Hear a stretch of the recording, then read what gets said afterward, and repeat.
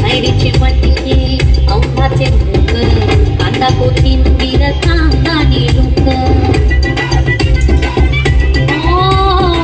तरीचा झटका शेवेचा खटका स्वादाने उडतो भुकेचा